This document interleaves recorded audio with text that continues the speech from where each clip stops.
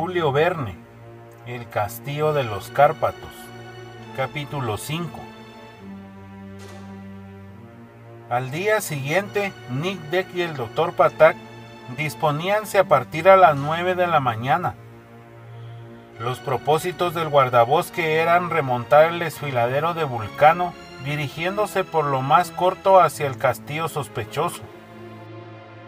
No hay que asombrarse de que, después del incidente de humo visto en el Torreón, y a la voz oída en la posada, la población se mostrase como enloquecida de horror y miedo. Algunos ciganes hablaban ya de emigrar. En las casas no se trató aquella noche más que de aquello, y aún no en voz alta. Pues a decirles que no era el diablo el Chort el que pronunció la terrible amenaza contra Nic Deck. Ahí en la posada de Jonás estaban las personas más verídicas y todas atestiguaban haber oído las tremendas palabras. Era por lo tanto inadmisible el suponer que hubiesen sido víctimas de una obsesión. No había duda de que si Nic Deck persistía en llevar a cabo su propósito, sufriría aquello que a él personalmente se le previno, una gran desgracia. Y no obstante, el guardabosque se aprestaba a salir de Wurst, y por su gusto y sin que nadie le obligase. El señor Colts aún tenía interés en la empresa, y la población entera, que no tenía menos, habían puesto todos los medios para que Nic Deck desistiera de su proyecto y volviese sobre su palabra. La misma Miriota, desolada y anegada en llanto, había suplicado a su novio que abandonase la idea de tal aventura. Antes de la advertencia dada por la voz ya era grave. Después era una temeridad. ¿Y qué? En vísperas de su matrimonio, ¿iba Nic Deck a arriesgar su vida en semejante tentativa? Y su novia, que se arrastraba a sus plantas, no conseguía retenerle. Ni los ruegos de sus amigos, ni el llanto de Miriota pudieron torcer el ánimo del guardabosque. Lo que no sorprendió a nadie, conociendo el carácter indomable del joven, su tenacidad, o mejor decir, su terquedad. Había dicho que iría al castillo de los Cárpatos, y nada podría impedirlo, ni aun aquella amenaza que tan directamente se le había hecho. Sí, iría al castillo, aunque no volviese. Cuando llegó la hora de partir, Nic Deck atrajo a Miriota hacia su corazón por última vez, en tanto que la joven se santiguaba con el pulgar, el índice y el dedo medio, según la costumbre rumana y como homenaje a la Santísima Trinidad. ¿Y el Dr. Patak? El Dr. Patak, puesto en el trance de tener que acompañar al guardabosque, había tratado de excusarse sin resultado. Había dicho cuanto podía decir, había hecho cuantas objeciones era posible hacer, se había parapeteado tras de aquella misteriosa amenaza que prohibía ir al castillo. Esa amenaza no se refería solo a mí, se limitó a responder Nic Deck. Si tú piensas, le dijo el doctor, que si te sucediese una desgracia iba yo a salir ileso, ileso o no, tienes prometido ir al castillo, y vendrás puesto que yo voy. Las gentes de Wurst, comprendiendo que no podía tener ya pretexto alguno, habían dado la razón al guardabosque. Era mejor que Nic Deck no se aventurase solo en aquel lance. Así pues, el despechado doctor, convencido de que ya no podía retroceder, lo que hubiera sido comprometer su situación en el pueblo, máximo después de sus balandronadas de costumbre, se resignó con el espanto en el alma, pero con el firme propósito de aprovechar el menor obstáculo del camino para obligar a su compañero a volver atrás. Nic Deck y el señor Patak partieron. El señor Colts, el maestro Hermod, Frick y Jonás fueron acompañándoles hasta el recodo de la carretera, donde hicieron alto. En aquel punto el señor Coles, con su anteojo, del que ya no se separaba, dirigió su mirada al castillo. Ningún humo se percibía en la chimenea del torreón, y en aquella hermosa mañana de primavera hubiera sido fácil advertirle, destacándose en el puro color del horizonte. ¿Sería acaso que los naturales o sobrenaturales huéspedes del castillo habían desertado al ver que el guardabosques no hacía caso de sus amenazas? Así lo pensaron algunos, lo cual era una razón decisiva para augurar un buen éxito de la expedición. Después de las naturales despedidas, Nic Deck, arrastrando consigo al doctor, desapareció en la revuelta de la montaña, con gorra de galón de ancha visera, chaqueta con cinturón, y pendiente de este el cuchillo, pantalón bombacho, botas cerradas, cartuchera y la carabina al hombro. Tenía justa fama de ser un hábil tirador, y como a falta de aparecidos podían encontrarse con algunos bandidos en las fronteras, o en defecto de bandidos, algún oso malintencionado era muy prudente apercibirse a la defensa. El doctor por su parte creyó oportuno armarse con un viejo pistolón de chispa, que de cada 5 tiros cerraba 3. También llevaba un hacha, que su compañero le había dado para el caso probable de tener que abrirse camino por entre los espesos matorrales del Plesa. Iba cubierto con el ancho sombrero propio de los campesinos, bien abotonado el fuerte capote de monte y calzado con botas de recia suela.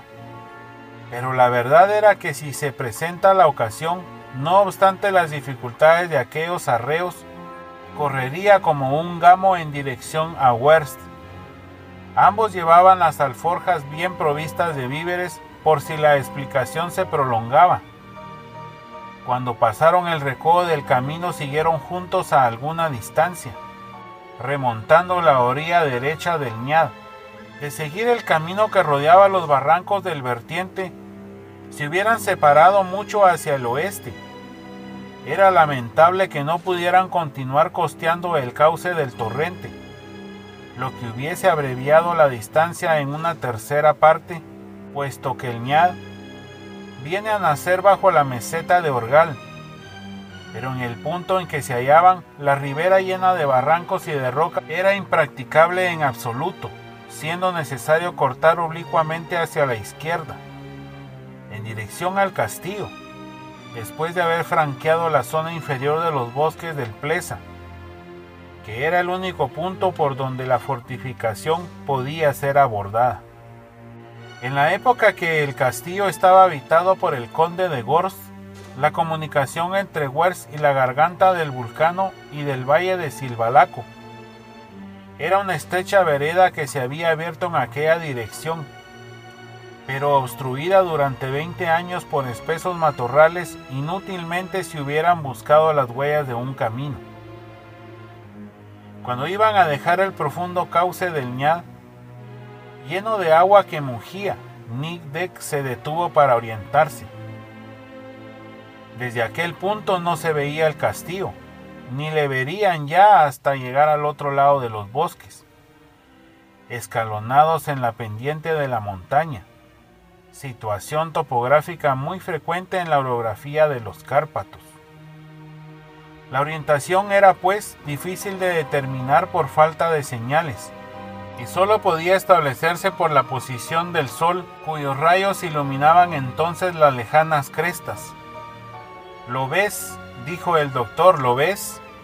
La orientación era, pues, difícil de determinar por falta de señales, y solo podía establecerse por la posición del sol, cuyos rayos iluminaban entonces las lejanas crestas.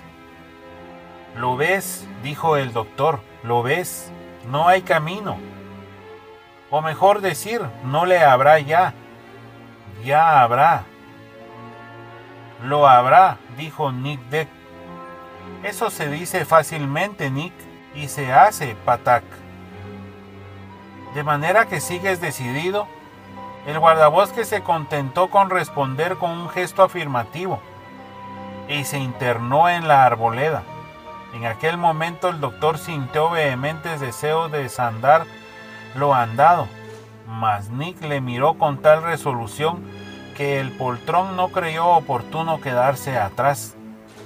El doctor Patak aún tenía una última esperanza, que Nick no tardaría en extraviarse en aquel laberinto de bosques donde nunca había prestado servicio.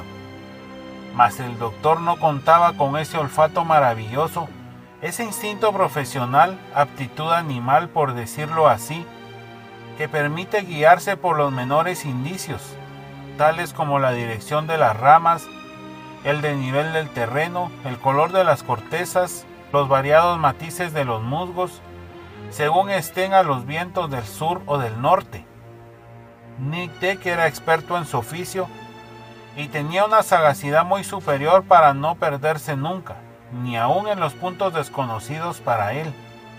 Hubiese sido digno discípulo de Basdequir, a través del país de Copper. En verdad que el atravesar aquel bosque iban a ofrecer serias dificultades. Olmos, hayas, algunos erables de los llamados plátanos falsos y seculares encinas ocupaban los primeros planos hasta la zona de los abedules, pinos y abetos, amontonados sobre las altas cimas a la izquierda de la garganta del Vulcano. Aquellos árboles magníficos con sus poderosos troncos, sus ramas hinchadas de savia nueva, su ramaje espeso estremezclándose unos con otros, formaban una verde cortina que los rayos del sol no podían penetrar. No obstante, el paso pudiera ser relativamente fácil encorvándolo bajo las ramas, pero qué trabajo hubiera sido preciso para quitar los múltiples obstáculos que el suelo presentaba.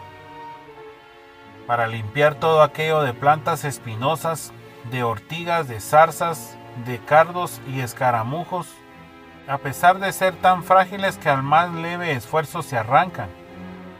Nick Deck no era hombre de inquietarse, y supuesto que atravesando el bosque se ganaba mucha distancia. No se ocupaba gran cosa de los arañazos. En tales condiciones la marcha forzosamente había de ser lenta, lo que contrariaba mucho a Nick Deck y a su compañero, que se proponían llegar al castillo aquella misma tarde. De esta suerte tendrían suficiente luz para efectuar su visita y estarían de vuelta en Werst antes de la noche. El guardabosque abríase paso con el hacha por aquella maleza espesa, erizada de pinchos como bayonetas, y donde el pie encontraba un terreno desigual y escabroso, lleno de troncos y raíces con los que tropezaba cuando no se hundía en un hoyo, húmedo y blanducho, lleno de hojas caídas que el viento no había podido barrer. Infinitas vainas de legumbres estallaban como fulminantes. Con gran asombro del doctor, a quien inquietaba aquella especie de tiroteo, volvíase a mirar a la derecha y a la izquierda asustado, cuando algún sarmiento se agarraba a su ropa como una uña que quisiera detenerle. Decididamente el buen doctor Patak no las tenía del todo consigo, pero ya metido en faena no se atrevía a volverse solo desde ahí. Así es que se esforzaba por no separarse mucho de su intratable compañero. A veces aparecían entre la espesura del bosque caprichosas claras como dibujos iluminados, por donde se veía el cielo. Bandadas de cigüeñas negras, turbadas en su soledad, escapaban de las altas copas y huían dando enormes aletazos. Al atravesar aquellas pequeñas claras hacia una gran penosa marcha, estaban derribados como un gigantesco juego de jonchets, los árboles tronchados por las tormentas o caídos de viejos, cual si el hacha del leñador los hubiese herido de muerte. Veíanse allí troncos desmesurados y carcomidos, de los que fuera imposible sacar una astilla sin ser transportados al Sil para su acarreo. Ante semejantes obstáculos no les faltaba qué hacer a Nick Deck y a su compañero. Si el joven guardabosques era ágil y vigoroso, En cambio el doctor Patá, con sus piernas cortas y su crecido abdomen, sofocado y jadeante, caía a cada paso llamando en su auxilio a su compañero. «Ya verás, Nick, cómo acabo por romperme algo», decía. «Ya te las arreglarás vos mismo. Vamos a ver, Nick, sé razonable. No hay que luchar contra el imposible». Pero Nick Deck, entre tanto, ya se le había adelantado, y no obteniendo respuesta, el doctor se apresuraba a reunirse al mozo. Ahora bien, la dirección que llevaban hasta entonces era realmente la que convenía para salir frente al castillo. Difícilmente se hubieran dado cuenta de ello. Sin embargo, puesto que el terreno iba siempre subiendo, era evidente que habían de llegar al límite del bosque. Llegaron a cosa como de 3 de la tarde. Desde ahí hasta la meseta de Orgal extendíase la cortina de árboles verdes, más escasos ya a medida que la vertiente iba ganando altura. En aquel punto reapareció entre rocas el torrente de Ñad, bien fuese porque se torciese su curso hacia el noroeste, bien porque Nick Deck hubiese tornado la oblicua del Ñad. Esto hizo pensar al guardabosques que el camino que había seguido era bueno, puesto que el torrente tenía su nacimiento en las entrañas de la meseta de Orgal. No pudo el joven rehusar al doctor una hora de parada en la orilla del río, cuanto que los estómagos pedían alimento tan imperiosamente como las piernas el descanso. Las alforjas estaban bien repletas y el raquio llenaba las redomas que ambos llevaban. Por añadidura, un agua límpida y fresca, filtrada por los guijarros del cauce, corrían algunos pasos de ahí. ¿Qué más se podía desear? Por lo tanto, había que reparar las fuerzas perdidas. Desde la salida de Wers no había el doctor tenido ocasión de conversar con Nick Deck, que iba siempre adelante de él, pero cuando se hallaron sentados sobre el ribazo del Ñad, se indemnizó de sobra. Si el uno era un poco locuaz, el otro era un hablador sempiterno, así que no hay que extrañar que las preguntas fueran tan prolijas y las respuestas tan breves. «Hablemos un poco, Nick, hablemos formalmente», dijo el doctor. «Te escucho», respondió Nick. «Creo que si hemos hecho alto en este sitio será para tomar fuerzas, nada más justo. Antes de volver a Wers, no, antes de ir al castillo. Mira, Nick, 6 horas hace que estamos en marcha y apenas si hemos andado la mitad del camino, lo que prueba que no tenemos tiempo que perder. Pero ya será de noche cuando lleguemos al castillo, y como no creo que seas tan loco que te aventures en la oscuridad, tendremos que esperar a que amanezca. Esperaremos. De manera que no quieres renunciar a tu descabellado proyecto». «No». «¿Cómo? Estamos ya extenuados y lo que necesitamos es una buena mesa en una buena sala y una buena cama en un cuarto, y tú en cambio piensas pasar la noche al aire libre». «Sí, en caso de que algún obstáculo no nos impida penetrar al castillo. Y si no hubiese obstáculos, pues iremos a pasar la noche a las habitaciones del Torreón». «¿A las habitaciones del Torreón?», exclamó el doctor. «¿Y crees tú que yo me voy a conformar con pasar la noche en el interior de ese maldito castillo? Es claro, a menos que prefieras quedarte solo afuera». «¿Solo? No es eso lo convenido, y si hemos de separarnos, mejor quiero hacerlo aquí mismo para volverme al pueblo». «Lo convenido, doctor, es que me sigas hasta el castillo». «Por el día sí, pero por la noche no». «Bien, eres libre de partir, pero trata de no extraviarte entre los andurriales». ¿Extraviarse? Esto era lo que inquietaba al doctor, abandonado a sí mismo y no teniendo costumbre de andar por aquellos laberintos del Plesa. Se sentía incapaz de volver a Wers. Además, si llegaba a quedarse solo cuando llegase la noche, No le sería muy agradable descender por las pendientes de la garganta de la sierra, con riesgo de caer en un despeñadero. En caso de no penetrar en el castillo después de la puesta de sol, era preferible seguir al obstinado guardabosque hasta el pie de la muralla. Quiso el doctor intentar un último esfuerzo para retener a su compañero. Ya comprenderás, mi querido Nick, que yo no puedo consentir en separarme de ti. Y pues que persistes en ir al castillo, no dejaré que vayas solo. Está bien dicho, doctor, y creo que es lo mejor que puedes hacer.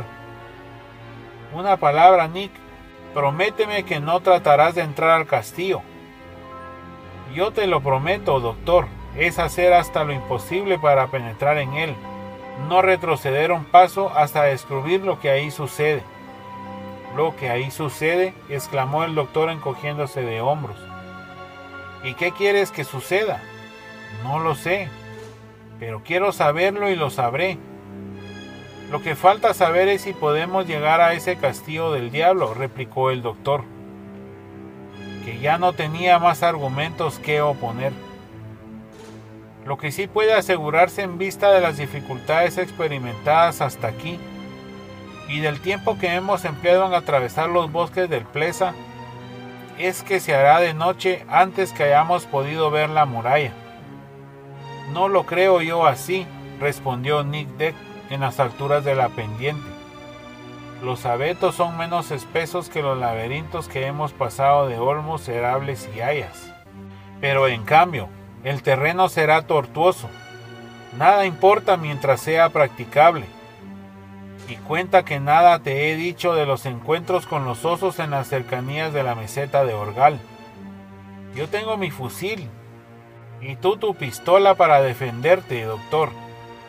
Pero si la noche se echa encima, podremos perdernos en la oscuridad. No porque entonces tendremos un guía, que espero no nos abandones. ¿Un guía?, preguntó el doctor, y se levantó bruscamente para dirigir en torno una inquieta mirada. Sí, respondió Nick Deck, y ese guía es el torrente del Ñad. Bastará remontar su margen derecha para remontar a la cúspide de la meseta de donde nace. Pienso, pues, que dentro de unas 2 horas veremos el castillo, si no tardamos en ponernos en camino. En 2 horas, si no es en 6, replicó el doctor. Vamos, estás presto. Ya, Nick, apenas si hemos descansado unos minutos. Algunos minutos que hacen media hora larga. Por última vez, ¿estás listo? Listo. Cuando me pesan las piernas como si fuesen de plomo. Ya comprenderás que no tengo tus piernas de guardabosque. Nick Deck, llevo los pies hinchados en estas botas y es una crueldad que me obligues a seguirte. Vaya, me estás fastidiando, Patak. Eres libre de marcharte, buen viaje. Y Nick se levantó. Por amor de Dios, Nick, exclamó el otro, escúchame. Escuchar tus majaderías. Vamos a ver, puesto que ya es tarde. ¿Por qué no quedarnos al abrigo de estos árboles?